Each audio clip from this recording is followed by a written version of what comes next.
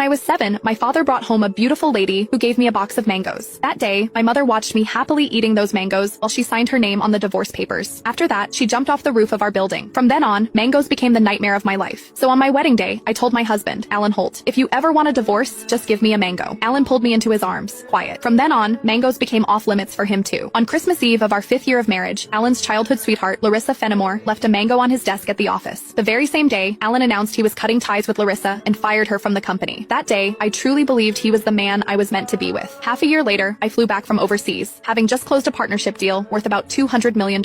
At the celebration dinner, Alan handed me a drink. After I had finished half the glass, his so-called childhood sweetheart, the woman who had been kicked out of the company, stood behind me with a big grin and asked, "Does the mango juice taste good?" I stared at Alan in disbelief, and he was trying hard not to laugh. "Don't be mad. Larissa insisted I played a little joke on you. I didn't actually give you a mango. I just gave you a bottle of mango juice. But I think she's right. The fact that you don't eat mangoes is a real problem. You were really enjoying that juice just now." My face went cold. I lifted my hand and threw the rest of the mango juice in his face, then turned around and walked away. Some things are never a joke. I wouldn't kid around with mangoes or divorce. Ms. Mendez, your stomach condition flared up again because of stress and emotional triggers. If there's something you really don't like to eat, you mustn't force it down again. The next time might not just be a stomach ache. We might have to remove part of your stomach. Stay in the hospital for observation for 1 day, and contact your family as soon as you can. When I heard the doctor say that, I went completely quiet. For the sake of a new project, I had been overseas for 39 straight days, working day and night, and I finally made it back in one piece. I never expected that at the celebration dinner, 1 glass of mango juice from Alan would land me right in a hospital bed. Out of habit, I tapped open my pinned chat on WhatsApp, typed 2 words, and then realized something felt off. Looking closely, I confirmed that it was Alan Holt. He had just changed his profile picture. Now, it was a green mango. While I was staring blankly at the chat window, Alan's call came through. He sounded cold. "I'm already home. Where are you?" I said nothing. Any other time, I would soften my voice and act like a spoiled little girl with him. But tonight, I honestly didn't know what to say. Alan sounded annoyed. "Myra, how long are you planning to keep this up?" "I'm at the hospital." Alan went quiet. He had never shown much interest in my health. He would never have guessed that 1 glass of mango juice from him would send me straight to the emergency room. "Stay put at the hospital. I'm coming over right now." I didn't want to deal with him, but my body was so weak that I didn't feel like moving at all. Time dragged by. The doctor came in to check on me 3 different times, and Alan still didn't show up. Right before I went to sleep, I glanced at my phone one last time and saw Larissa Fenimore's new post on her social feed. Every time I get hurt, my knight in shining armor shows up. I'm so lucky. The picture under it was a shot of Alan putting a bandage on her. Larissa's profile picture was a yellow mango. It was pretty, but it made me sick. Alan and I had known each other for 10 years, and he had always known exactly where my bottom line was. After so many years in business, he also knew perfectly well how to keep a proper distance from other women. But now, he kept crossing that line again and again. In that case, our marriage and the newest project I had negotiated no longer needed to exist. I had closed a $200 million